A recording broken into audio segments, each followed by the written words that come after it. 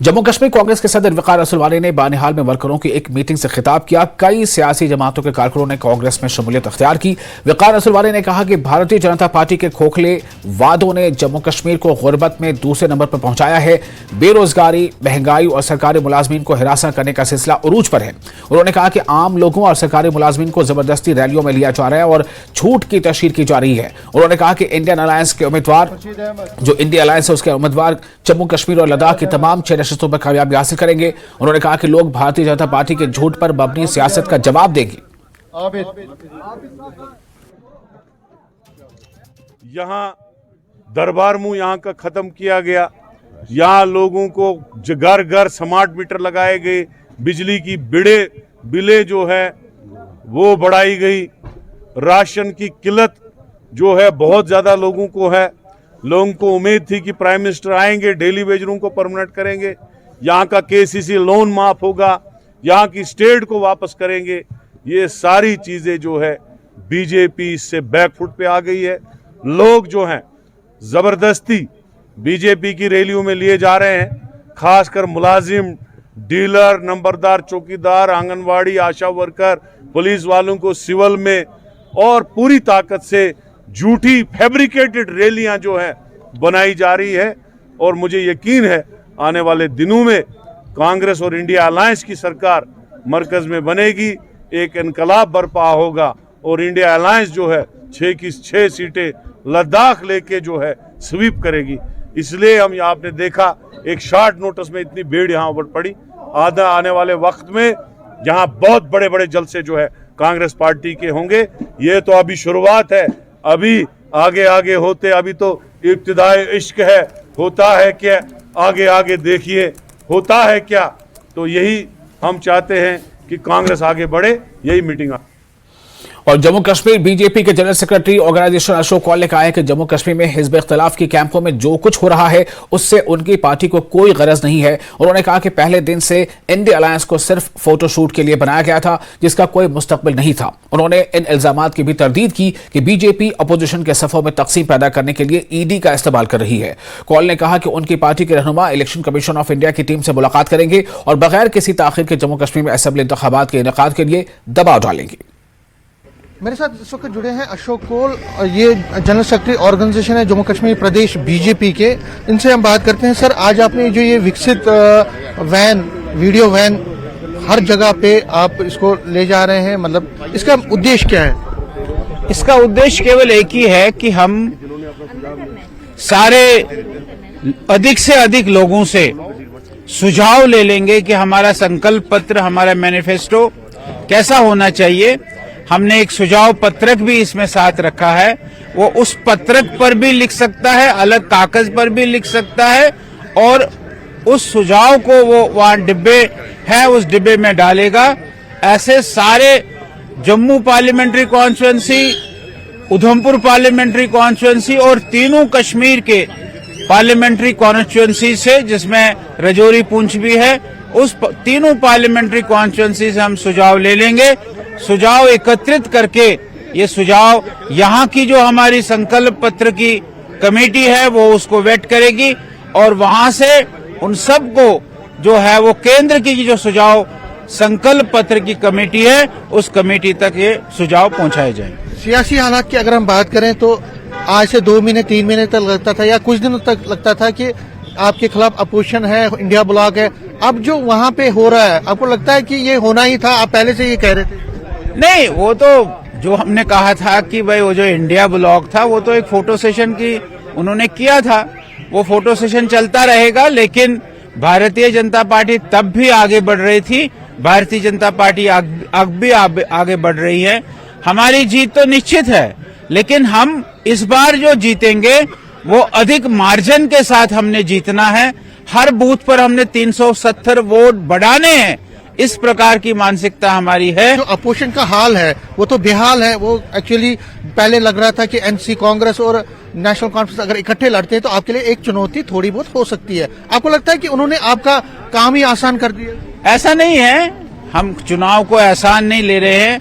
हम चुनाव को बहुत बारीकी से देख रहे हैं और चुनाव को हम उसी प्रकार से लड़ेंगे ये हमारा मानना है कि हम चुनाव में कोई भी ऐसा मानेंगे नहीं कि हम जीते हुए हैं। चाहूंगा कि क्या आगे चल के, क्योंकि इलेक्शन कमीशन की टीम परसों यहाँ पहुंच रही है, ऐसी भी चर्चाएं हैं कि हो सकता है कि असेंबली इलेक्शंस भी, लोकसभा इलेक्शन। ठीक है, जो भी होगा हम सबके लिए तैयार है। इलेक्शन कमीशन यहाँ आ रहा है, श्रीनगर आ रहा है, हमने अपने कार्यकर्ताओं को तय किया है, सरकार को भेजे हैं इलेक्शन ऑफिस को नाम, उनकी निमंत्रण भी आ गया है।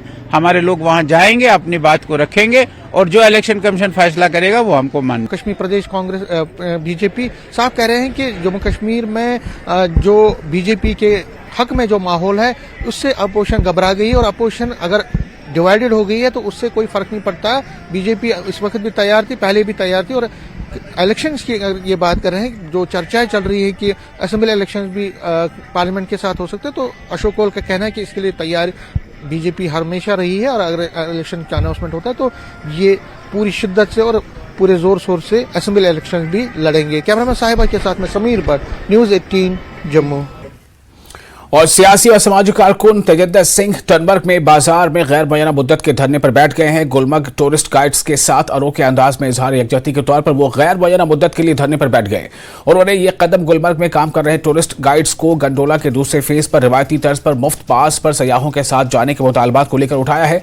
संघ ने सरकार और केबल कार के मैनेजिंग डायरेक्टर से अपील की है कि वो हुक्मनामे को मनसूख करें और उन लोगों को रिवायती तर्ज पर गंडोला के दूसरे फेज पर जाने की इजाजत दें। आज जिस पार्टी की सबसे ज्यादा वैल्यू है, मैं उसको भी चैलेंज करता हूं कि 10 दिन के बाद जब आप वोट मांगने आएंगे तो किस मुंह से आएंगे। 5000 फैमिलीज हैं, ये 5000 फैमिलीज हैं और आप पर इन्होंने पूरा विश्वास जिताया है। इन सब चीजों को गौर करते हुए मैंने आज डिसाइड किया है कि पीसफुल सॉलिडारिटी में, कोई प्रोटेस्ट नहीं, सॉलिडारिटी में इनडेफिनेट तरीके से दिन रात यहाँ खड़े रहेंगे इस बाजार में, इस सड़क के किनारे, विदाउट ट्रैफिक हाल्ट किए। कोई ऐसा तरीका अपनाए जिससे कि किसी पब्लिक को खराबी हो, मगर तब तक इंडेफिनेट खड़े रहेंगे जब तक इनसे इंसाफ नहीं हो जाता। सीओ गुलमर्ग साहब से भी मैं यहाँ से अपील करूंगा, डायरेक्टर टूरिज्म साहब से भी अपील करूंगा कि आप जल्द से जल्द इनका मसला हल करें।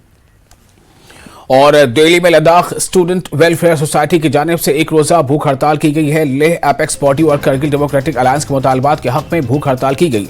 6वें शेड्यूल स्टेटहुड और सर्विस कमीशन के साथ साथ पार्लिमानी और राज्यसभा की नशिस्तों का मुतालबा किया गया है।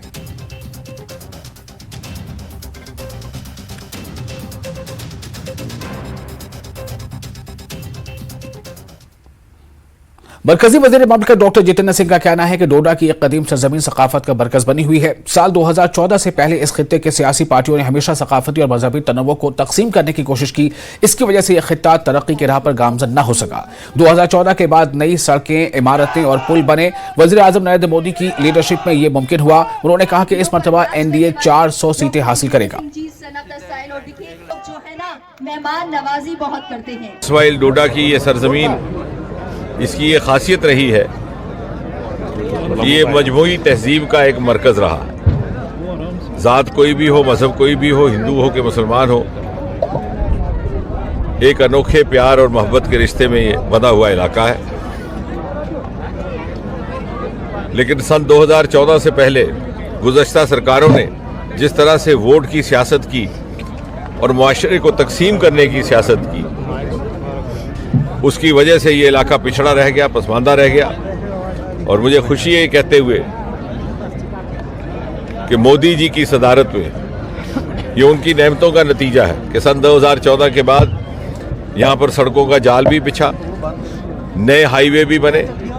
मोदी जी ने इस मुल्क में एक नई तहजीब कायम करने की कोशिश की है कि जहाँ जिस चीज़ की कमी है उस तक पहुँचे।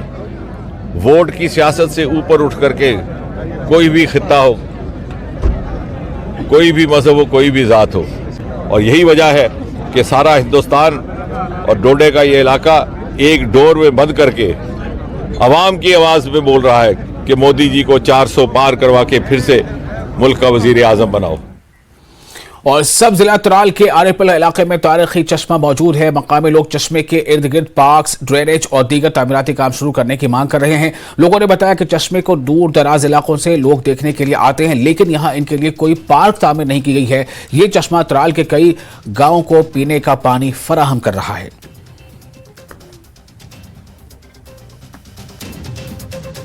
अर्पल नाग यह सारे खुद खूबसूरत त्रालस मज पछान यमुक नागुक आब तकरीबन तकरीबन 105 गामन गसान सप्लाई यह खुदा कृषि यह मौजूद मगर कैसो कालों पे बंड दिन कहें अत थोड़ा खस्तहरी जिस खस्तहरी सोन गवर्नमेंट यसान काम कर पतम लट कोर अमी गवर्नमेंट वाद यह दिमो सियासी नक्शस पे मगर वन तत पोस लागे कहें अमिच बेबरकती गई यम सात ोट गई आबस मज सोरे गो आबस मज बंड नीर पाइपन जोड़ बराबर कहें तो खस्तहाल वनकन अगर गवर्नमेंट ये कैंसन दोहन मज करे फिट मगर खूबसूरत जाय ओत वातान तम लुक पे मान मन अर्पल गसन मगर अमि नाग अमि नागुक नाव बूझित ओत अत गंटस बेहान अमि सत रोजगार नमन दुकानदारन बनान गाड़ी वालन रोजगार बनान यह गो बन खूबसूरत जगह शुक्रिया खस्तहाल खत्म गुमत वो गवर्नमेंटस कर अपील अगर अत कह मरम्मत करे तो यह रोज ठीक अत त्रेश चवान लुक अत गामन गसान आब यह खस्तहाल गुमत अत मरम्मत जरूरत अपील करान गवर्नमेंटस तो अत कर मरम्मत।